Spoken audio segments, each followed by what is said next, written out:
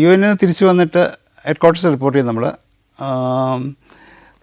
Head ക്വാർട്ടേഴ്സിൽ police head ക്വാർട്ടേഴ്സിൽ report ചെയ്യും. എന്നിട്ട് നമുക്ക് അവിടുന്ന് അപ്പോയിൻമെൻറ്റ് ഓർഡർ തരികയാണുള്ളത്. അപ്പം അന്ന് ഞങ്ങളെയൊക്കെ തൃശ്ശൂരേക്കാണ് പോസ്റ്റ് ചെയ്തത്. അങ്ങനെയാണ് തൃശ്ശൂർ വെസ്റ്റ് സി ആയിട്ട് ഞാൻ വരുന്നത്. തൃശ്ശൂർ വെസ്റ്റ് സി ആയിരിക്കുമ്പോൾ കളക്ട്രേറ്റ് തൊട്ടടുത്തുള്ള പോലീസ് സ്റ്റേഷനാണ്. പോലീസിങ് തൃശ്ശൂർ വളരെ രസകരമായിരുന്നു. തൊട്ടടുത്തൊരു കേരളവർമ്മ കോളേജ് ഉണ്ടായിരുന്നു. അവിടെ നിന്നും അടിയായിരുന്നു. കേരളവർമ്മ കോളേജിൽ 2 ഗ്രൂപ്പ് തമ്മിൽ ക്രിക്കറ്റ് ബാറ്റൊക്കെ ഉപയോഗിച്ചിട്ട് അടി നടക്കുന്ന സമയത്ത് ഞാൻ അതിനകത്ത് കയറി എല്ലാത്തിനും പുറത്താക്കുകയും അടിച്ചു പിടിക്കുകയൊക്കെ ചെയ്തിട്ടുണ്ടായിരുന്നു. ഒരു പ്രാവശ്യം കേരളവർമ്മ കോളേജിനകത്ത് ഞാൻ അടി നടത്തിയിട്ടുണ്ട്. കാരണം അവർ ക്ലാഷ് ഇല്ലാതാക്കാൻ ഒരുപാട് കുട്ടികൾക്ക് കാഷ്വാലിറ്റി വരാതിരിക്കാൻ വേണ്ടിയിട്ട് നമ്മൾ തന്നെ പോലീസ് രാത്രി ചാർജ് ചെയ്ത് എല്ലാത്തിനെയും ഓടിക്കുകയുണ്ടായി. അതിന് അവർ സമരമായിട്ട് പോലീസ് സ്റ്റേഷനിലേക്ക് വരികയൊക്കെ ഉണ്ടായിട്ടുണ്ട്. എന്നെ ട്രാൻസ്ഫർ ചെയ്യണോ അല്ലെങ്കിൽ സസ്പെൻഡ് ചെയ്യണോ എന്നൊക്കെ പറഞ്ഞിട്ട്. അതൊന്നും നടന്നില്ല. അവിടെ രസകരമായിട്ട് ഏകദേശം ഒരു 1.5 വർഷം വർക്ക് ചെയ്യേണ്ടി വന്നിട്ടുണ്ട് തൃശ്ശൂർ. കൊല്ലം ജില്ലയിൽ ഞാൻ ആദ്യം വർക്ക് ചെയ്യുന്ന അഞ്ചാലുംമൂട് പോലീസ് സ്റ്റേഷനായിരുന്നു. അഞ്ചാലുംമൂട് പോലീസ് സ്റ്റേഷനിൽ നിന്ന് ഞാൻ കൊല്ലം ഈസ്റ്റ് പോലീസ് സ്റ്റേഷനിലേക്ക് പോയി. അവിടുന്ന് കൊട്ടിയം പോലീസ് സ്റ്റേഷനിലേക്ക് പോയി. അതിനു മുമ്പ് ഞാൻ ആലപ്പുഴ സൗത്ത് പോലീസ് സ്റ്റേഷനിൽ എസ് ഐ ആയിരുന്നു. അപ്പോൾ ആലപ്പുഴ സൗത്ത് പോലീസ് സ്റ്റേഷനിൽ എസ് ഐ ആയിരിക്കുമ്പോൾ ഒരു തിയേറ്ററിൽ സിനിമ കാണാൻ പോയി. സിനിമ കാണാൻ പോയപ്പോഴത്തേക്ക് കുറച്ചൊരു ബഹളം കേൾക്കുമ്പോഴത്തേക്ക് ഒരു ലേഡി എഴുന്നേറ്റ് നിന്ന് വലിയ ബഹളം ഉണ്ടാക്കണം. പുറകിലിരുന്ന പൂവാലന്മാർ അവർ ശല്യം ചെയ്തു. അവരൊക്കെ ചവിട്ടിയോ ദേഹത്തെ കണ്ട് കയറി പിടിക്കുകയോ ചെയ്തു എന്ന് പറഞ്ഞിട്ട്. അപ്പം ഞാൻ എഴുന്നേറ്റാൻ കൂടി ചെല്ലുമ്പോഴത്തേക്ക് രണ്ടുപേരും എഴുന്നേറ്റ് ഓടി. ഞാൻ കൂടെ ഓടി പിടിച്ചു. പുറത്തിറങ്ങി വഴിയിൽ പിടിച്ചിട്ട് കൊണ്ടുവന്നിട്ട് പോലീസ് സ്റ്റേഷനിൽ കൊണ്ടിട്ടു. അപ്പോൾ അവരെ കംപ്ലയിൻറ്റ് മേടിച്ചിട്ട് അവർ വലിയ നടപടിയെടുത്തു. ഈ മരവൽ കേസ് അവരെ കംപ്ലയിൻറ്റ് വാങ്ങിച്ചു പോലീസ് സ്റ്റേഷനിൽ. ഞാനൊന്ന് ട്രെയിനിങ് കഴിഞ്ഞിട്ട് രണ്ടാമത്തെ പോലീസ് സ്റ്റേഷനാണ്.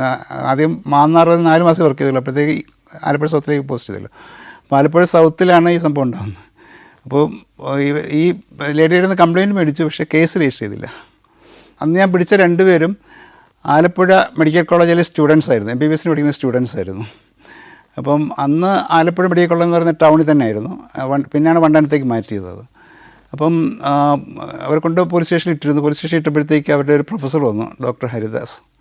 അപ്പം ഈ ടീച്ചേഴ്സ് അവരുടെ പ്രൊഫസേഴ്സ് ഇവരുടെ തോന്നിയാസം അറിയുന്നതാണ് അവർക്ക് ഏറ്റവും വലിയ ശിക്ഷ. പിന്നെ ഒരു എലൈറ്റ് ക്ലാസ് ആണല്ലോ, ഒരു ഡോക്ടേഴ്സൊക്കെ അല്ലേ എന്ന് പറഞ്ഞിട്ട് ഞാനത് കേസ് എടുക്കാതെ അദ്ദേഹം വന്നപ്പോഴത്തേക്ക് ജാമ്യം കൊടുത്ത് വിട്ടയച്ചു. അപ്പോൾ അന്ന് SP അറിഞ്ഞിട്ട് എനിക്കൊരു മെമ്മോ തന്നു. എന്തുകൊണ്ട് കേസെടുത്തില്ല, വാണിംഗ് കൊടുത്ത് വിടുന്നത് it's not a job of police എന്ന് പറഞ്ഞിട്ട്. അന്ന് ഹേമേന്ദ്ര സാറായിരുന്നു SP. അദ്ദേഹത്തിൻ്റെ ഒരു മെമ്മോ എനിക്ക് കിട്ടി. അപ്പോൾ അതൊരു പാഠമായിട്ട് ഞാൻ സൂക്ഷിച്ചിരുന്നു. ഇനി മേലെ അങ്ങനെ പിടിച്ച കേസെടുത്ത് ചെയ്യുള്ളൂ എന്ന് പറഞ്ഞു. സബ്സിക്വൻ്റായിട്ട് ഞാൻ കൊല്ലം ജില്ലയിൽ ട്രാൻസ്ഫറായി വന്ന് കൊട്ടിയം SI ആയിരിക്കുമ്പോഴത്തേക്ക് ഒരു ദിവസം രാത്രി ഒരു പെട്രോൾ രാത്രി പെട്രോൾ ചെയ്ത് വരുമ്പോഴത്തേക്ക് ഒരു 11 മണിയാകുമ്പോഴത്തേക്ക് ഒരു ഹോളി ക്രോസ് ഹോസ്പിറ്റലുണ്ട് അവിടെ കൊട്ടിയത്ത്. ഹോളി ക്രോസ് ഹോസ്പിറ്റലിൻ്റെ ബാച്ചിലേഴ്സ് ക്വാർട്ടേഴ്സ്, ഡോക്ടേഴ്സ് താമസിക്കുന്ന ഒരു ക്വാർട്ടേഴ്സ് ഉണ്ട്, ബാച്ചിലേഴ്സ് ക്വാർട്ടേഴ്സ്. അവിടെ ഏതോ പാർട്ടി നടക്കുന്നതായിട്ടും. അപ്പോൾ അവിടെ പാർട്ടി നടക്കുന്ന ബഹളം കാരണം തൊട്ടടുത്ത ആൾക്കാർ അങ്ങോട്ട് വന്നിട്ട് ഒരു കല്ലെറിയുണ്ടായിരുന്നു പറഞ്ഞു. കല്ലെറിഞ്ഞിട്ട് അവിടുത്തെ ഒരു കാറിന് ഡിൻ്റൊക്കെ ഉണ്ടായി. തൊട്ടടുത്തൊരു കോളനിയൊക്കെ ഉണ്ട്. കോളനിയിൽ നിന്ന് ആൾക്കാരൊന്നും മാറി കല്ലെറിഞ്ഞു. രാത്രി ബഹളം ഉണ്ടാക്കുന്നതിന് മാറി കല്ലെറിഞ്ഞു. അപ്പോൾ ഞാൻ അവിടെ ചെന്നു. ഈ ബഹളം ഉണ്ടാക്കുന്ന ഡോക്ടേഴ്സാണല്ലോ, ഒരാൾക്ക് MDക്ക് അഡ്മിഷൻ കിട്ടി പോകുന്നതിൻ്റെ പാർട്ടിയായിരുന്നു അന്നാണ്. അതിന് ഞാൻ എല്ലാവരെയും റൂമിനകത്ത് കയറ്റി ലൈറ്റൊക്കെ ഓഫ് ചെയ്യിച്ചു. എല്ലാം നല്ല ഫോമിലായിരുന്നു. ഡാൻസും പാട്ടും ഒക്കെ ആയിട്ട് നടക്കുകയായിരുന്നു. അപ്പം മൈക്കൊക്കെ ഓഫ് ലൈറ്റ് സ്പീക്കറൊക്കെ ഓഫ് ചെയ്യിച്ചു. അവരവരുടെ റൂമിലൊക്കെ വലിയൊരു ബാച്ചിലേഴ്സ് ക്വാർട്ടേഴ്സാണ്, പെണ്ണുകളെല്ലാം താമസിക്കുന്ന ക്വാർട്ടേഴ്സാണ്. അപ്പോൾ എല്ലാവരെയും അവരുടെ റൂമിലൊക്കെ കയറ്റി ലൈറ്റൊക്കെ ഓഫ് ചെയ്തിട്ട് ഞാൻ താഴെ വന്നിട്ട് അവർ നമ്പർ ലോക്ക് ഉണ്ടായിരുന്നു. അപ്പോൾ നമ്പർ ലോക്ക് ചെയ്യിച്ച് തിരിച്ച് പുറത്ത് പോയി ഒരു മണിക്കൂർ പെട്രോൾ കഴിയുമ്പോഴത്തേക്ക് വീണ്ടും അവിടെ നിന്ന് കോൾ വരുന്നു, ഇവിടെ വീണ്ടും ബഹളം നടക്കുകയാണെന്ന്. വീണ്ടും ഞാൻ അവിടെ ചെന്ന് അവർ വീണ്ടും ഒന്നുകൂടി ഈ വെള്ളത്തിൻ്റെ ഇതിലായതുകൊണ്ട് അവർ വീണ്ടും വെള്ളം ഉണ്ടാക്കുന്നതിന് ഇവരൊന്നുകൂടെ പറഞ്ഞാൽ മനസ്സിലാവില്ലെന്നൊക്കെ ചോദിച്ച് മനസ്സിലാക്കി ഒന്നുകൂടെ അവർ റൂമിലേക്ക് കയറ്റി. ഈ ഡോക്ടേഴ്സാണല്ലോ ലേറ്റ് ക്ലാസ് ആണല്ലോ എന്നുള്ള ചിന്തയാണ് നമുക്കിപ്പോഴും ഉള്ളത്. അത് കഴിഞ്ഞിട്ട് വീണ്ടും 1 മണിക്കൂർ കഴിഞ്ഞപ്പോഴത്തേക്ക് അതിനേക്കാൾ ബഹളത്തിൽ ഭയങ്കര ബഹളവും ഡാൻസ് അവർക്കൊന്നും നിയന്ത്രിക്കാൻ പറ്റുന്നില്ല. അങ്ങനെ ഞാനത് കയറി കുറേ 7 ഡോക്ടേഴ്സിനെ അറസ്റ്റ് ചെയ്ത് കൊണ്ടുവന്നു. താഴെ കൊണ്ടുവന്ന് വണ്ടിക്കകത്തിരുത്തി നേരെ പോലീസ് സ്റ്റേഷനിൽ കൊണ്ടിട്ടു. കേസും എടുത്തു. കാരണം പണ്ടെനിക്ക് ഡോക്ടേഴ്സിൻ്റെ ഒരു കേസെടുക്കാത്തതിന് മെമ്മോ കിട്ടിയാണ്, ഓർമ്മയിൽ കേസെടുത്തു. പിന്നെ അഡ്മിനിസ്ട്രേറ്ററൊക്കെ വന്നവരെ ജാമ്യമൊക്കെ കൊടുത്ത് വിട്ടയച്ചു. അടുത്തൊരു 2 സിസ്റ്റേഴ്സ് അഡ്മിനിസ്ട്രേറ്ററും അവരുടെ അസിസ്റ്റൻറ്റും വന്നു.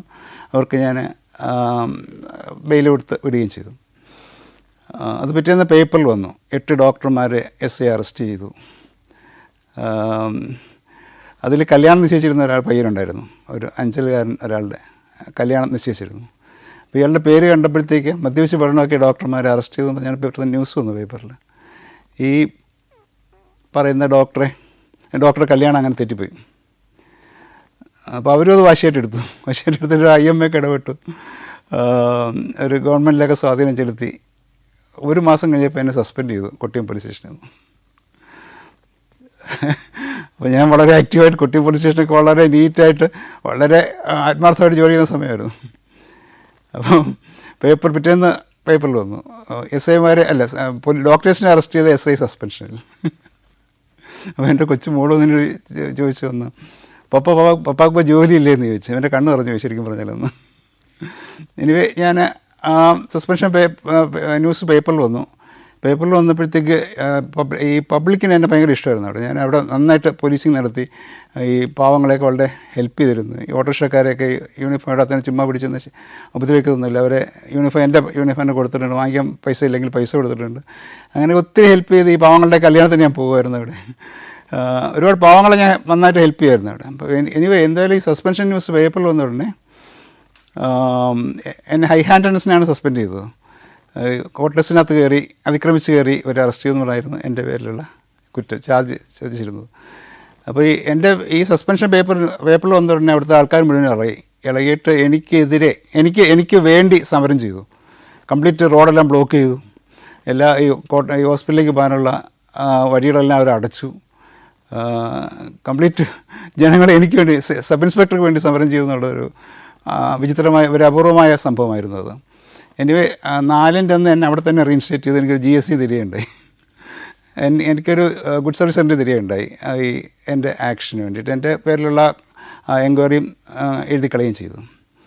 അപ്പോൾ സാധാരണ ഒരു പോലീസ് ഓഫീസർ സസ്പെൻഡ് ചെയ്യുമ്പോഴത്തേക്ക് ഒരു അതോറിറ്റിയെ സസ്പെൻഡ് ചെയ്യുമ്പോഴത്തേക്ക് എപ്പോഴും ഈ ജനങ്ങൾക്ക് നോർമൽ വായനക്കാർക്കൊക്കെ ഭയങ്കര ഒരു സന്തോഷമാണ്. പക്ഷേ ഇവിടെ അങ്ങനെ നേരെ തിരിച്ചാണ്, പോലീസ് ഓഫീസർക്ക് വേണ്ടി സമരം ചെയ്ത ഒരു ജനതയെ ഞാൻ അവിടെ കണ്ടത്. അത് കുറച്ച് ഞാൻ പറഞ്ഞാൽ എമ്പതി എന്നുള്ള വേർഡ് നമ്മൾ മനസ്സിൽ വെച്ചുകൊണ്ട് പ്രവർത്തിക്കുന്നുണ്ടാവണം. അങ്ങനെ ഒരു റിയാക്ഷൻ എനിക്ക് പബ്ലിക്കിൽ നിന്ന് കിട്ടിയത്. പിന്നെ അവിടെ ഞാൻ കംപ്ലീറ്റ് 3 വർഷം കംപ്ലീറ്റ് ചെയ്തതിന് ശേഷം പിന്നെ ഞാൻ അവിടെ നിന്ന് പോയിരുന്നുള്ളൂ. അതുപോലെ തന്നെ നേരത്തെ ഈ ഞാൻ നേരത്തെ പറഞ്ഞിരുന്നു, ഈ പോലീസിൻ്റെ എൻറ്റിറ്റിയിൽ നിന്ന് ഒരു പ്രത്യേക എൻറ്റിറ്റിയിലേക്ക് ഫാമിലി പ്രോബ്ലംസ് ഡീൽ ചെയ്യണമെന്ന് പറഞ്ഞിരുന്നു. പോലീസിൻ്റെ 4 ജോലികൾ പലപ്പോഴും ഈ ഫാമിലി പ്രോബ്ലം സോൾവ് ചെയ്യാൻ പറ്റാത്ത അവസ്ഥയിൽ നമുക്ക് ഈ രണ്ട് കൂട്ടരെയും വിളിച്ച് കൊണ്ടുവന്ന് കൗൺസിലിംഗ് കൊടുത്ത് ശരിയാക്കാൻ പറ്റുന്ന ഒരുപാട് കേസുകളുണ്ട്. അപ്പം ജില്ലയിലെ കേസുകളൊക്കെ അങ്ങനെ ഒരുപാട് ഈ ആർദ്ര നികേതൻ ഫാമിലി കൗൺസിലിംഗ് സെൻറ്റർ ഞാൻ തുടങ്ങിയതായിരുന്നു കൊല്ലം SP ഓഫീസിനകത്ത്. അപ്പം അവിടെ അത് ഫംഗ്ഷൻ ചെയ്യുമ്പോഴത്തേക്ക് എല്ലാ സ്റ്റേഷനിൽ നിന്നും ഇങ്ങനെയുള്ള ഫാമിലി പ്രോബ്ലംസ് അങ്ങോട്ടേക്ക് റെഫർ ചെയ്തിരുന്നു. അപ്പോൾ ആൾക്കാരോട് എത്തിക്കുകയും ചെയ്യുമായിരുന്നു. അപ്പോൾ നമ്മൾ മെയിനായിട്ട് അവിടെ ചെയ്തിരുന്നത് ഇവർക്ക് ഈ പറയുന്ന 2 പേരെയും ഹസ്ബൻഡിനെയും വൈഫിനും ഉണ്ടെങ്കിൽ അവിടെ ഇരുത്തിയിട്ട് അവരോട് ഞങ്ങൾ സാധാരണ ചോദിക്കാറുണ്ട്, ഹസ്ബൻഡ് ചോദിക്കാറുണ്ട് നിങ്ങളുടെ വൈഫിന് എന്തെങ്കിലും നല്ല ഗുണങ്ങളുണ്ടോ? അപ്പോൾ വൈഫ് പറയും എന്നെ വീട്ടിൽ കൊണ്ടുപോകത്തില്ല, എല്ലാ അമ്മയും പെങ്ങളും പറയുന്നത് മാത്രമേ കേൾക്കത്തുള്ളൂ, എനിക്കൊരു നല്ല സാരി പോലും വാങ്ങിച്ചു തരത്തില്ല എന്നൊക്കെ പറഞ്ഞിട്ടാണ് വൈഫ് പറയേണ്ടത്. ഭർത്താവിനോട് ചോദിക്കും നിങ്ങളുടെ ഭാര്യയ്ക്ക് എന്തെങ്കിലും നല്ല ഗുണങ്ങളുണ്ടോ എന്ന് ചോദിക്കുമ്പോഴത്തേക്ക് ഭർത്താവും പറയുന്നത് അവൾ കുളിച്ചിക്കൽ എപ്പോഴും ഒരു മുഷിഞ്ഞ സാരി എടുത്തുള്ളൂ നിൽക്കത്തേ ഉള്ളൂ, എപ്പോഴും വീട്ടിൽ പോകണം ആഗ്രഹം മാത്രമേ, അവളുടെ അമ്മയും അച്ഛനും മാത്രമേ അവൾക്ക്, അല്ലെങ്കിൽ സഹോദരൻ മാത്രമേ അറിയാം അവൾക്ക് ബന്ധുക്കളായിട്ടുള്ളൂ, എൻ്റെ ബന്ധുക്കളെന്ന് അവർക്ക് ഒരു റെസ്പെക്റ്റും ഇല്ല എന്നൊക്കെയാണ് ഭർത്താവ് പറയുന്നത്. അപ്പോൾ 2 പേരോട് ഞാൻ ചോദിച്ച ഒരേ ചോദ്യമാണ്, അല്ലെങ്കിൽ ഞങ്ങളുടെ കൗൺസിലേഴ്സ് ചോദിച്ച ഒരേ ചോദ്യം, ഈ പാറ്റേണാണ് ഞങ്ങൾ അവിടെ സ്വീകരിച്ചിരുന്നത്. 2 പേരോടും ചോദിച്ച ഒരേ ചോദ്യമാണ്, എന്തെങ്കിലും നല്ല ഗുണങ്ങളുണ്ടോ എന്നാണ്. അപ്പോഴും അവർ പറയുന്നത് കുറ്റമാണ്. നല്ല ഗുണങ്ങളല്ല അവർ പറയുന്നത്. അപ്പം അവർ നല്ല ഗുണങ്ങൾ കണ്ടെത്താൻ ശ്രമിക്കാത്തതാണ് അവരുടെ പരാജയം നമുക്ക് മനസ്സിലാവും. അവർ പറഞ്ഞ് മനസ്സിലാക്കുകയും ചെയ്യും അത്. പിന്നെ അവരുടെ കുട്ടികളെ ഇരുത്തിയിട്ട് കുട്ടികൾ നിങ്ങളുടെ ഇങ്ങനെ ഈ രീതിയിൽ വഴക്കടിച്ച് മുന്നോട്ട് പോവുകയാണെങ്കിൽ നിങ്ങളുടെ കുട്ടിയുടെ ഭാവി എന്താവും, അങ്ങനെ അവരെ മോട്ടിവേറ്റ് ചെയ്യും, കുട്ടികളെ കൊണ്ട് മോട്ടിവേറ്റ് ചെയ്യും. അവരുടെ നല്ല ഗുണങ്ങൾ അവരെ കൊണ്ട് പറയിപ്പിക്കും. എന്തെങ്കിലും നല്ല ഗുണമുണ്ടെങ്കിൽ പറയും. പിന്നെ അവരുടെ പ്രോബ്ലംസ് എല്ലാം മനസ്സിലാക്കി അനലൈസ് ചെയ്ത് നല്ലൊരു കാംഫുൾ ലൈഫിലേക്ക് തിരിച്ച് കൊണ്ടുപോകാനാണ് നമ്മുടെ കൗൺസിലേഴ്സും ഒക്കെ ശ്രമിച്ചിരുന്നത്. അങ്ങനെ ഒരുപാട് അങ്ങനെ ഞാൻ പറഞ്ഞ പോലെ 8,000-ഓളം ഫാമിലികളെ നമ്മൾ അങ്ങനെ ഡിസ്ട്രിബ്യൂട്ടഡ് ഫാമിലീസിനെ നമ്മൾ ഒരുമിച്ചാക്കണം. നമ്മുടെ രജിസ്റ്റർ ഇപ്പോഴും അവിടെ കീപ്പ് ചെയ്യുന്നുണ്ട്. ഇപ്പോഴത് ആ ആദ്യാന്തികതൻ കണ്ടിന്യൂ ചെയ്ത് പോകുന്നുണ്ട്. അപ്പോൾ അങ്ങനെ ഒരു സിസ്റ്റം നമ്മൾ ഉണ്ടാക്കുകയാണെങ്കിൽ ഒരുപാട് പ്രോബ്ലംസ് കുറയ്ക്കാം. ഇതേ കേസ് ഒരു വക്കീലിലേക്ക് കിട്ടുകയാണെങ്കിൽ ഈ പോലീസിൻ്റെ ഞാൻ നേരത്തെ പറഞ്ഞു, പോലീസിന് ബഡ് സ്റ്റേജിൽ തന്നെ പ്രോബ്ലംസ് കിട്ടും. അത് രണ്ട് കക്ഷികളെയും വിളിച്ചാൽ പോലീസ് സ്റ്റേഷനിൽ നിന്ന് വിളിപ്പിക്കുമ്പോഴത്തേക്ക് രണ്ട് കുട്ടികളും എത്തുകയും ചെയ്യും. അപ്പം സോൾവ് ചെയ്യാനുള്ള എളുപ്പമാണ്, ബഡ് സ്റ്റേജിലുള്ള പ്രോബ്ലം സോൾവ് ചെയ്യാൻ എളുപ്പമാണ്. ഇതൊരു അഡ്വക്കേറ്റിനെ കിട്ടുകയാണെങ്കിൽ ഒരു ഫാമിലി പ്രോബ്ലം 5 കേസാക്കും അവർ. ഒന്ന് ആദ്യം ഡൈവേഴ്സ് പെറ്റീഷൻ ഫയൽ ചെയ്യും, പിന്നെ restriction of gold and money എന്ന് പറഞ്ഞിട്ട് വേറെ പെറ്റീഷൻ ഫയൽ ചെയ്യും, ഡൊമസ്റ്റിക് വയലൻസിന് വേറെ കേസ് ഫയൽ ചെയ്യും. അങ്ങനെ ഏകദേശം ഒരു 5 കേസ് സാധാരണ കണ്ടിട്ടുണ്ട്. ഫാമിലി കോർട്ടിൽ ഉൾപ്പെടെ 5 കേസാണ് സാധാരണ ഒരു ഫാമിലി പ്രോബ്ലം വന്നു കഴിഞ്ഞാൽ വെക്കുന്നത്. ഇതിനെല്ലാം വക്കീലിന് ഫീസ് കൊടുത്തുകൊണ്ടേയിരിക്കണം, ഓരോ പോസ്റ്റിങ്ങിനും വക്കീലിന് ഫീസ് കൊടുത്തുകൊണ്ടേയിരിക്കണം. അതേസമയം പോലീസിനാണെങ്കിൽ ബഡ് സ്റ്റേജിൽ തന്നെ പ്രോബ്ലം കിട്ടുന്നു, രണ്ടുപേരെയും വിളിച്ചാൽ വരുന്നു, പിന്നെ സോൾവ് ചെയ്യാനും എളുപ്പം. പ്രോപ്പറായിട്ടൊരു കൗൺസിലർ ഉണ്ടെങ്കിൽ സോൾവ് ചെയ്യാനും എളുപ്പം, മോട്ടിവേറ്റ് ചെയ്ത് കുട്ടികളെ കൊണ്ട് മോട്ടിവേറ്റ് ചെയ്ത് നന്നായിട്ട് അങ്ങനെ ഒരുപാട് ഫാമിലി നമ്മൾ ഒരുമിച്ചാക്കി വിട്ടിട്ടുണ്ട്. Alaska, Romania, Austria, Slovakia, Phuket 5 രാജ്യങ്ങളിൽ നിന്നുള്ള അപൂർവ സുന്ദരമായ അനേകം കാഴ്ചകൾ ഫുൾ HDയിലുള്ള ഈ അപൂർവ ദൃശ്യയാത്രാ വിവരണ ശേഖരം സ്വന്തമാക്കാൻ 99544422 എന്ന നമ്പറിലേക്ക് സഞ്ചാരം എന്ന് SMS ചെയ്യൂ. ശാസ്താംകോട്ട പോലീസ് സ്റ്റേഷനിൽ CA ആയിരിക്കുമ്പോഴേക്കും അവിടെ ഒരു വൈദ്യർ ഒരു പെൺകുട്ടിയെ റേപ്പ് ചെയ്തതിന് ഒരു കേസ് വന്നു. കുട്ടിക്ക് 14 വയസ്സേ ഉള്ളൂ. 14 വയസ്സുള്ള കുട്ടിയെ തൊട്ടടുത്തൊരു വൈദ്യർ റേപ്പ് ചെയ്തെന്ന് പറഞ്ഞാണ് കംപ്ലയിൻറ്റ് വന്നത്. അപ്പം വൈദ്യരെന്ന് പ്രായമുള്ളതാണ്, 10-60 വയസ്സുള്ളൊരു വൈദ്യരാണ്. വൈദ്യരെ അറസ്റ്റ് ചെയ്തു, ഫോർമാലിറ്റീസൊക്കെ ചെയ്ത് കുട്ടിയെ മെഡിക്കൽ ടെസ്റ്റിനൊക്കെ വിധേയമാക്കി. അപ്പോൾ കുട്ടിയോട് ചോദിക്കുമ്പോഴാണ് കുട്ടിയെ ഈ വൈദ്യരല്ലാതെ കുട്ടിയുടെ രണ്ടാനച്ഛൻ, അമ്മയുടെ വീട്ടിൽ പോയി നിൽക്കുമ്പോൾ രണ്ടാനച്ഛൻ, അമ്മയുടെ ആങ്ങള, പിന്നെ വേറെ 4 പേര് ഈ കുട്ടിയെ പല പ്രാവശ്യമായിട്ട് സെക്ഷലായിട്ട് യൂസ് ചെയ്തുകൊണ്ടിരിക്കുകയാണ്. ഈ കുട്ടിയുടെ അച്ഛൻ വേറെ പോയി, അമ്മ വേറെ കല്യാണം കഴിച്ചു പോയി, വേറൊരു ആളുമായിട്ടാണ് താമസിക്കുന്നത്. അപ്പോൾ അമ്മൂമ്മയുടെ കൂടെയാണ് ഈ കുട്ടി താമസിച്ചിരുന്നത്. അങ്ങനെ ആ കുട്ടിയെ ആ സിറ്റുവേഷനിൽ ഞാൻ മാറ്റി കൊണ്ടുവന്നിട്ട് കൊല്ലത്തേന് കിളികല്ലൂരിലൊരു പ്രൊട്ടക്ഷൻ ഹോമുണ്ട്, പ്രൊട്ടക്ഷൻ ഹോമിലേക്ക് ആ കുട്ടിയെ മാറ്റിയിട്ട് അതിനെ അവിടെ നിർത്തി പഠിപ്പിക്കുകയുണ്ടായി. അപ്പോൾ അവിടെ നിന്ന് പഠിച്ചു, അത് അവിടെ സ്കില്ലൊക്കെ ഡെവലപ്പ് ചെയ്തവന് അതിന് അവിടെ നിന്ന് ജോലിയും കിട്ടിയിട്ട് പിന്നെ അവിടെ നിന്ന് തന്നെ ആ കുട്ടിയെ കല്യാണം കഴിച്ച് അയക്കുകയുണ്ടായി. അതിൻ്റെ കേസിൻ്റെ സമയത്ത് ഞാൻ കാണുമ്പോഴത്തേക്ക് ഭർത്താവായിട്ട് ഗർഭിണിയായിട്ടാണ് മൊഴി കൊടുക്കാൻ തന്നെ കോടതിയിൽ വന്നത്. 2007-ലും 2011-ലും ഞാൻ ഇന്ത്യൻ ഹജ്ജ് മിഷൻ്റെ കോർഡിനേറ്ററായിരുന്നു. ഇന്ത്യൻ ഹജ്ജ് മിഷൻ്റെ കോർഡിനേറ്ററായിട്ട് സെലക്ഷൻ കിട്ടണമെങ്കിൽ മിനിസ്ട്രി ഓഫ് എക്സ്റ്റേണൽ അഫയേഴ്സിൽ അവർ കോൾ ഫോർ ചെയ്യും. എൻ്റെ സമയത്ത് 14 പേര് അപ്ലൈ ചെയ്യുന്നു ആ പോസ്റ്റിന് ഓൾ ഓവർ ഇന്ത്യയിൽ നിന്ന്.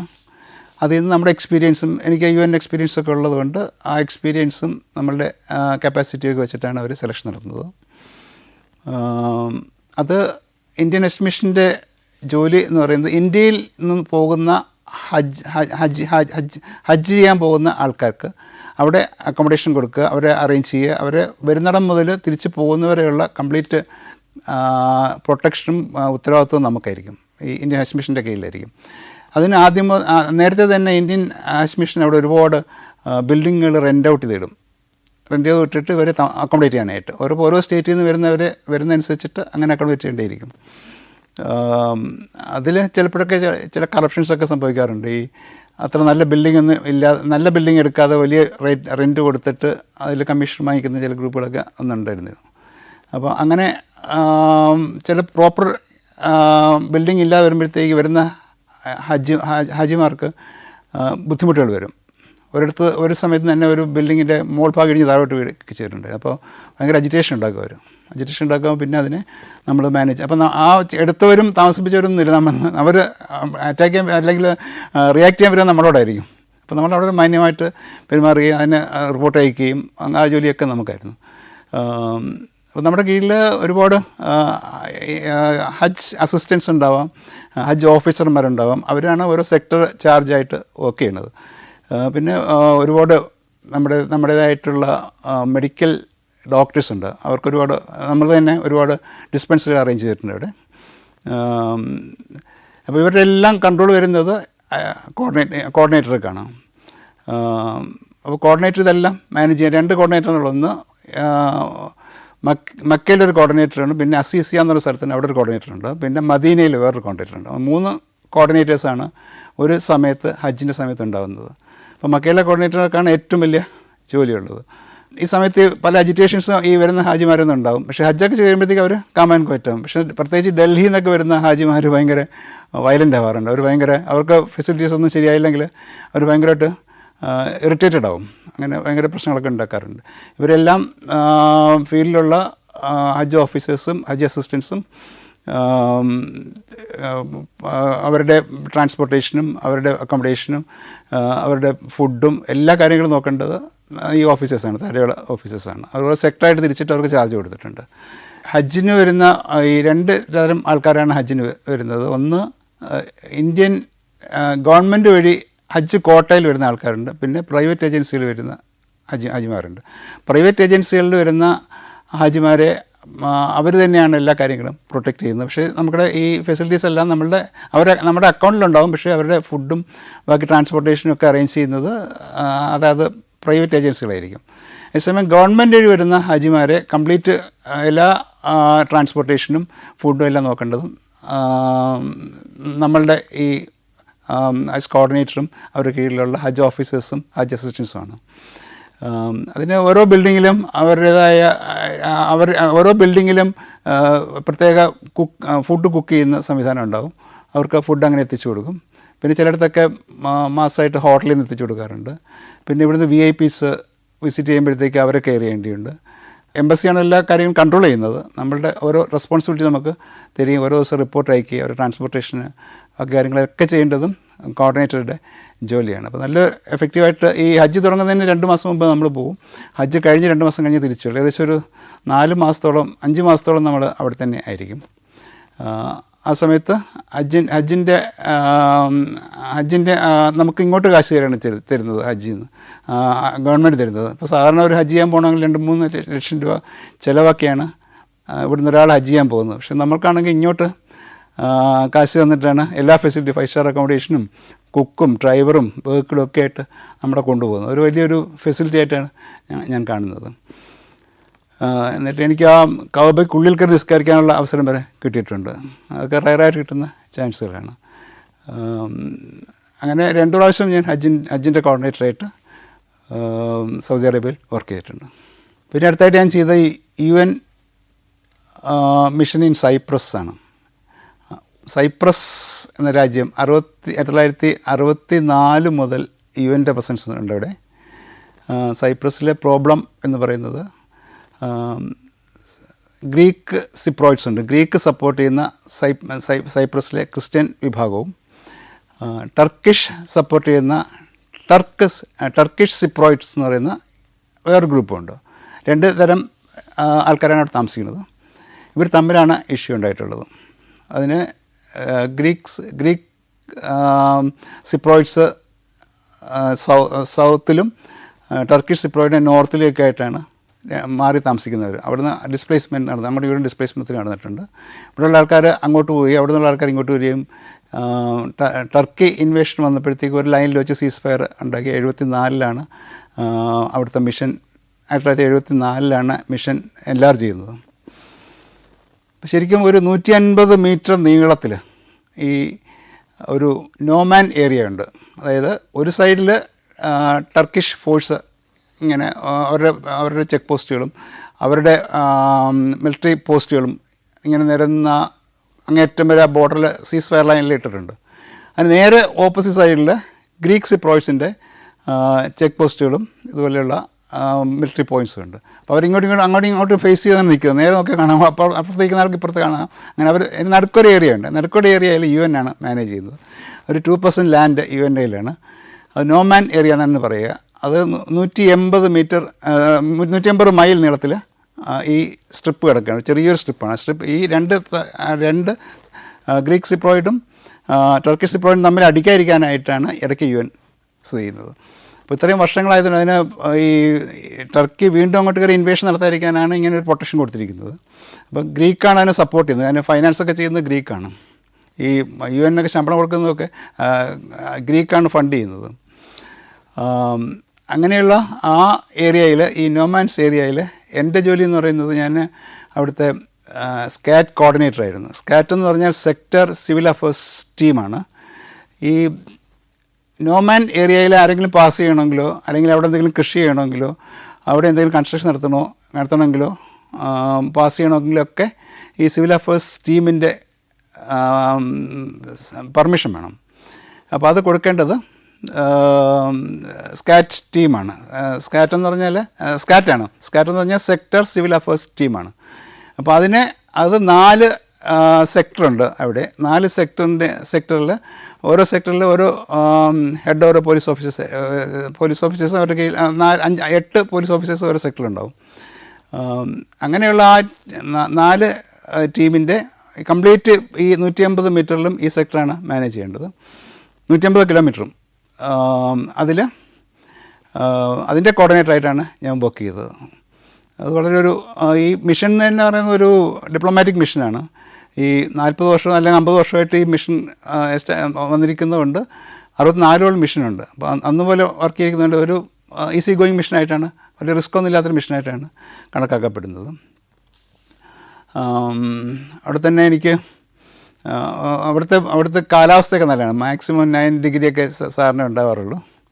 അതേസമയം കൊസോവയിലൊക്കെ ആണെങ്കിലും -ഡിഗ്രിയൊക്കെ വരും. -24 പലപ്പോഴും കൊസോവയിൽ നമ്മൾ വർക്ക് ചെയ്തത്.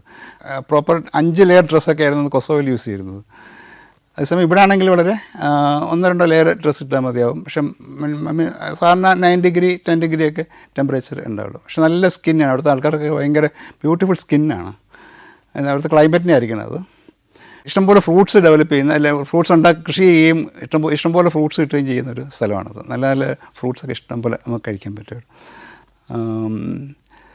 പിന്നെ ഒരു ഐലൻഡാണ്, ടൂറിസം ഡെവലപ്പ് ചെയ്തിട്ടുള്ള ഒരു ഐലൻഡാണത്. അവിടെ നമ്മൾ നോക്കുകയാണെങ്കിൽ ഒരുപാട് ഇന്ത്യക്കാർ ഒരുപാട് ബിസിനസ് ചെയ്യുന്നുണ്ട് അവിടെ. കൂടാതെ എവിടെ ചെന്ന് നോക്കിയാലും നമുക്ക് ഈ ഹോം നെറ്റ്സായിട്ട് കേരളീയർ ഒരുപാട് കണ്ടു ഞാൻ. ഒരുപാട് നോർത്ത് ഇന്ത്യൻസൊക്കെ ഹോം നെറ്റ്സായിട്ട് അവിടെ വരുന്നുണ്ട്. പക്ഷേ അവർക്ക് നല്ല സാലറിയാണ് അവിടെ. അവിടുത്തെ ഈ ഏജ് ഓൾഡായിട്ട് ആൾക്കാരാണ് ഏറ്റവും കൂടുതലുള്ളത്. അപ്പോൾ അവരെ കെയർ ചെയ്യാനായിട്ടാണ് ഹോം നെറ്റ്സുകൾ വന്നുകൊണ്ടിരിക്കുന്നത്. പിന്നെ എഡ്യൂക്കേഷൻ അവിടെ ചെയ്യാൻ എളുപ്പമാണ്. അങ്ങനെ യൂറോപ്യൻ ഡിഗ്രി കിട്ടും. അപ്പോൾ അങ്ങനെ ആൾക്കാർ വരുന്നുണ്ടായിരുന്നു. നമ്മൾ നിക്കോഷ്യയിലാണ് സാറിന് അതിൻ്റെ ക്യാപിറ്റലായിട്ടുള്ളത്. നിക്കോഷ്യയിലാണ് UN ഹെഡ്ക്വാർട്ടേഴ്സ് ഉള്ളത്. UN ഒരു പോലീസ് അഡ്വൈസർ ഉണ്ടാവും. പിന്നെ അതുപോലെ തന്നെ അഡ്മിനിസ്ട്രേറ്റർ ഉണ്ടാവും, സിവിലിയൻ അഡ്മിനിസ്ട്രേറ്റർ ഉണ്ടാവും. ക്രൈംസ് വളരെ കുറവാണ് അവിടെ. ആളുകൾക്ക് വളരെ പീസ് ലവിങ് ആൾക്കാരാണ്. വലിയ ഇഷ്യൂസ് ഒന്നും ഉണ്ടാവാറില്ല. പിന്നെ സാധാരണ ട്രാഫിക് ആക്സിഡൻറ്റ്സ് അവിടെ, പക്ഷേ നമ്മൾ പോലീസിങ് നമ്മളല്ല ചെയ്യണത്, അവിടുത്തെ പോലീസ് തന്നെയുണ്ട്. നമുക്ക് ഈ ഇതിനകത്തുള്ള ഈ നോമാൻസ് ഏരിയയിലെ എൻട്രി മാത്രം റെസ്ട്രിക്റ്റ് ചെയ്തത്. ബാക്കി പോലീസിങ്ങൊക്കെ അവരുടെ അതാത് രാജ്യങ്ങളിലെ പോലീസാണ് ചെയ്തുകൊണ്ടിരിക്കുന്നത്. ഈ നോർത്തുകാരാണെങ്കിൽ ടർക്കിഷ് സിപ്രോയിറ്റിൻ്റെ ആൾക്കാരുടെ പോലീസുണ്ട്. സൗത്തിലാണെങ്കിൽ ഗ്രീക്ക് സിപ്രോയിറ്റ്സിൻ്റെ പോലീസാണുള്ളത്. അപ്പോൾ അവരാണെല്ലാം മാനേജ് ചെയ്യുന്നത്. പിന്നെ ആക്സിഡൻറ്റ് നമ്മുടെ UN വർക്കിൽ ചിലപ്പോൾ ഇൻവോൾവ് ആയിട്ടുണ്ട്, ആക്സിഡൻറ്റൊക്കെ ഇൻവോൾവ് ചെയ്യുന്നുണ്ട്. പിന്നെ നമ്മൾ എല്ലാ ദിവസവും പകൽ പോകുമ്പോഴും ലൈറ്റ് ഇട്ട് പോകാനുള്ള ഇൻസ്ട്രക്ഷൻസൊക്കെ ഉണ്ടായിരുന്നുള്ളൂ. പിന്നെ എൻ്റെ ഓഫീസിൽ തന്നെ ഒരു കുട്ടി, റോസ എന്ന് പറയുന്നൊരു കുട്ടി, ഈ അവിടെ ഓഫീസ് അസിസ്റ്റൻ്റാണ്. അവർ ഈ ഫോൺ കോൾ എപ്പോഴും ഒരുപാട് ഫോൺ കോൾസ് വരുന്നുണ്ട്. അവരിങ്ങനെ ഫോൺ കോൾസ് ഇങ്ങനെ ചെക്ക് ചെയ്തുകൊണ്ടിരിക്കുന്നത്. ഒരുപാട് കോൾസ് വരാറുണ്ട്. ഈ സ്കാറ്റ് ടീമൊക്കെ എൻ്റെ ഒരുപാട് വിളി വരാറുണ്ട്. അപ്പോൾ ഏത് സമയത്ത് ഇവർക്ക് ഫോൺ അറ്റൻഡ് ചെയ്ത് വരുന്നുണ്ട്. ഉച്ചയ്ക്ക് ദിവസം ഭക്ഷണം കഴിച്ചുകൊണ്ടിരിക്കുമ്പോഴത്തേക്കും അവർക്ക് ഫോൺ കോൾ വന്നുകൊണ്ടേയിരിക്കും. അപ്പോൾ ഇങ്ങനെ കഴിച്ചുകൊണ്ടിരിക്കുമ്പോൾ തന്നെ ചിക്കൻ കഴിച്ച കൂട്ടം തന്നെ ഒരു ഈ ഫോൺ കോൾ ഒന്ന് എടുക്കുമ്പോഴത്തേക്ക് പെട്ടെന്ന് ചിക്കൻ കറി കഴുത്തിൽ ചോക്ക് ചെയ്തു. ശ്വാസകോശത്ത് കയറിന്നിട്ട് ശ്വസിക്കാൻ പറ്റാതെ കണ്ണൊക്കെ തെളിയുന്നു. അപ്പോൾ ഞാൻ തൊട്ടപ്പുറത്ത് നിന്ന് ആഹാരം കഴിച്ചുകൊണ്ടിരിക്കും. ഞാൻ പിന്നെ പെട്ടെന്ന് കുനിച്ചത്ത് പറ്റും മുതൽ അടി അടിച്ചപ്പോഴത്തേക്ക് തെറിച്ചങ്ങ് പോയി. പിന്നെ ഒരു ഹോസ്പിറ്റലിൽ കൊണ്ടുപോയി രക്ഷപ്പെട്ടു. അങ്ങനെ അവരുടെ ജീവൻ രക്ഷപ്പെടുത്താൻ കഴിഞ്ഞു. അതുപോലെ തന്നെ പീലായിൽ അവിടുത്തെ ഒരു പീലായിൽ ഈ 2 ഗ്രൂപ്പുകാർ ഒരുമിച്ച് താമസിക്കുന്ന ഏരിയയാണ്. പക്ഷേ അവിടെ ഒത്തിരി നല്ല ബ്യൂട്ടിഫുൾ ബീച്ചസ് ആണുള്ളത്. നമ്മൾ വീക്കെൻഡിലൊക്കെ ഈ അവിടെ വിസിറ്റ് പോകാറുണ്ട്. അപ്പം ഒരു ദിവസം ഞങ്ങളിങ്ങനെ കടലിൽ നീന്തിക്കൊണ്ടിരിക്കുമ്പോഴത്തേക്ക് ഒരു ഫാമിലി ഭയങ്കരമായിട്ട്, ഒരു ഹസ്ബൻഡും വൈഫും ഭയങ്കരമായിട്ട് സ്ട്രൈവ് ചെയ്യുന്നുണ്ട് അവിടെ. അവർക്ക് നീന്തി കയറാൻ പറ്റുന്നില്ല. വൈഫ് അവസാനം രക്ഷപ്പെട്ട് വന്നു. പക്ഷേ മറ്റേ ആൾ കിടന്ന് കഷ്ടപ്പെടുന്നതിനോട് ഞാൻ തന്നെ ചാടി വീണിട്ട് അവരെ രക്ഷപ്പെടുത്തിയൊരു സംഭവം ഉണ്ടായിട്ടുണ്ട്. പിന്നെ അവിടെ ക്രൈംസൊന്നും നമുക്ക് നോക്കേണ്ട കാര്യമില്ല, വയലൻസൊന്നും നമുക്ക് നോക്കേണ്ട കാര്യമില്ല. പിന്നെ ഇതിനിടയ്ക്കുള്ള എന്തെങ്കിലും പ്രോബ്ലംസ് ഉണ്ടായി, നോമാൻസ് ഏരിയ എന്തെങ്കിലും പ്രോബ്ലംസ് ഉണ്ടെങ്കിൽ മാത്രമേ UN ഇൻ്റർഫിയർ ചെയ്യേണ്ടതുള്ളൂ. ഇവർ തമ്മിൽ അങ്ങോട്ടും ഇങ്ങോട്ടും ക്ലാഷ് ഉണ്ടാവുകയാണെങ്കിൽ, ഈ ഫോഴ്സുകൾ തമ്മിൽ അങ്ങോട്ടും ഇങ്ങോട്ടും ക്ലാഷ് ഉണ്ടായാലും നമ്മൾ ഇൻ്റർഫിയർ ചെയ്തിട്ട് ഉടനെ റിപ്പോർട്ട് അയച്ചിട്ട് നടപടി എടുപ്പിക്കേണ്ടതും നമ്മുടെ ജോലിയാണ്. അപ്പം സൈപ്രസ് വളരെ ഒരു ഡിപ്ലോമാറ്റിക് മിഷനാണ്, എലൈറ്റ് മിഷനാണ്. നമ്മുടെ ഇടയ്ക്ക് അവരുടെ മീറ്റിംഗ് ഉണ്ടാവും. അപ്പം നമ്മുടെ സെറമോണിയൽ ഡ്രസ്സിൽ, നാട്ടിലെ സെറമോണിയൽ ഡ്രസ്സിലൊക്കെ നമുക്ക് അറ്റൻഡ് ചെയ്യാം. പിന്നെ ഓരോ 6 മാസം കൂടുമ്പോഴും മെഡൽ പരേഡ് ഉണ്ടാവും. നമുക്ക് മെഡൽ തരുന്ന ഒരു സംവിധാനമുണ്ട്. ഒരു 6 മാസം കൂടുമ്പോഴും മെഡൽ തരും. അങ്ങനെ എനിക്ക് തന്നെ UN-ൽ 4 UN മെഡലും പിന്നെ അല്ലാത്ത 2 മെഡലും കിട്ടും. 6 മെഡൽ എനിക്ക് UN-ൻ്റെ തന്നെ കിട്ടിയിട്ടുണ്ട്. ഗ്രീക്ക് സിപ്രോയിഡ്സ് ഒരിക്കലും മറ്റവരെ അംഗീകരിക്കുന്നില്ല. അവരെ നോക്കുന്ന പോലും അവർക്ക് ഇഷ്ടമല്ല, നേരെ നോക്കുന്ന പോലും അവർക്ക് ഇഷ്ടമല്ല. അപ്പം ഈ ക്രോസിങ് ഏരിയാസ് ഉണ്ട്. ക്രോസിങ് ഏരിയാസിൽ ചിലപ്പം ഈ പോലീസ് പ്രൊട്ടക്ഷൻ വേണ്ടി അങ്ങോട്ട് ഇങ്ങോട്ടും ക്രോസ് ചെയ്ത് അങ്ങോട്ട് പല കാര്യങ്ങൾക്ക് അവരുടെ പഴയ ആൾക്കാർക്ക് താമസിക്കുന്നവരെ കാണാനൊക്കെ അങ്ങോട്ട് പോകുമ്പോഴത്തേക്കും നമ്മൾ പ്രൊട്ടക്ഷൻ കൊടുക്കാറുണ്ട്. അപ്പോൾ അങ്ങനെ വരുന്നത് പോലും അവർക്ക് ഇഷ്ടമല്ല. അവർ തമ്മിൽ ഭയങ്കര വൈരാഗ്യത്തിലാണ്, ഇപ്പോഴും ഭയങ്കര വൈരാഗ്യത്തിലാണ്. യാതൊരു സ്നേഹവും അങ്ങോട്ടും ഇങ്ങോട്ടും ഇല്ല. അതുകൊണ്ട് UN മാറിക്കഴിഞ്ഞാൽ വീണ്ടും അടിയുണ്ടാവും അവിടെ. ടർക്കി വീണ്ടും കയറി ഇൻവേഷൻ നടത്തും. ബാക്കി സൗത്തിലെ സിപ്രോട്സിനെ കൂടെ അവർ കൈയെടുക്കുക. അതുകൊണ്ടായിരിക്കാനാണ് UN അവിടെ കീപ്പ് ചെയ്യുന്നതും അതിന് ഗ്രീക്ക് ഫൈനാൻസ് ചെയ്യുന്നതും. UN മാറിക്കഴിഞ്ഞാൽ അവിടെ വീണ്ടും പഴുതലുണ്ടാവും. അപ്പോൾ ഈ ഞങ്ങളൊക്കെ വർക്ക് ചെയ്ത ലിഡ്ര സ്ട്രീറ്റ് ഒരു പാലസിലായിരുന്നു ഞങ്ങളുടെ ഓഫീസൊക്കെ. ഒരു പഴയൊരു ലിഡ്ര സ്ട്രീറ്റ് പാലസ് എന്ന് പറയും. ഈ 4 സെക്ടറായിട്ട് തിരിച്ചിട്ടുണ്ട്. 4 സെക്ടറിലും പെട്രോൾ ടീമൊക്കെ ഉണ്ടാവും. അവിടെയൊക്കെ പഴയ പണ്ടുകാലത്ത് വാറ് കിടന്ന സമയത്തൊക്കെയുള്ള കാറുകളൊക്കെ ഇപ്പോഴും മ്യൂസിയം പോലെ സൂക്ഷിച്ചിട്ടുണ്ട്. ഒരു കാറിൻ്റെ ഗോഡൗണിൽ പഴയ വിൻറ്റേജ് കാറുകളൊക്കെ ഇപ്പോഴും അതുപോലെ തന്നെ കിടപ്പുണ്ട്, പൊടിയടിച്ച്. ഒക്കെ നമുക്ക് കാണാൻ പറ്റും. ഒരുപാട് ഹിസ്റ്റോറിക് ഇമ്പോർട്ടൻസ് ഉള്ള സ്ഥലങ്ങളാണ് അതിനകത്ത്. നമുക്ക് ഈ മാതളമൊക്കെ ഇഷ്ടംപോലെ പറിച്ചെടുത്ത് കഴിക്കാൻ പറ്റും. മാതള ആപ്പിളും ഒക്കെ ഇഷ്ടംപോലെ കിട്ടുന്ന സ്ഥലമാണത്. വളരെ ഭംഗിയുള്ള സ്ഥലമാണ്. ടൂറിസം നന്നായിട്ട് ഡെവലപ്പ് ചെയ്ത സ്ഥലമാണ്. അത് എൻജോയ് ചെയ്യാവുന്നൊരു മിഷനാണ്. വലിയ റിസ്ക് ഒന്നും ഇല്ലാതെ എൻജോയ് ചെയ്യാവുന്നൊരു മിഷനാണ് സൈപ്രസ് മിഷൻ. ഈ നോട്ട് അയാൾ പിടിക്കണം. കവറിൻ്റെ പുറത്തൊക്കെ പിന്നെ പുരട്ടും. ആ നോട്ട് ഇയാളെ കയ്യിൽ കിട്ടത്തക്ക രീതിയിൽ പിടിക്കുന്ന രീതിയിൽ കൊടുക്കണമെന്നാണ് നമ്മൾ ഇൻസ്ട്രക്ട് ചെയ്യാറുള്ളത്. അപ്പോൾ എങ്ങനെങ്കിലും കൈക്കൂലി വാങ്ങിക്കേണ്ട ആളിൻ്റെ കയ്യിൽ കൊടുക്കുകയോ അല്ലെങ്കിൽ അയാളെ കൈയോട്ട് പിടിപ്പിക്കുന്ന രീതിയിലാക്കുകയോ ചെയ്യും.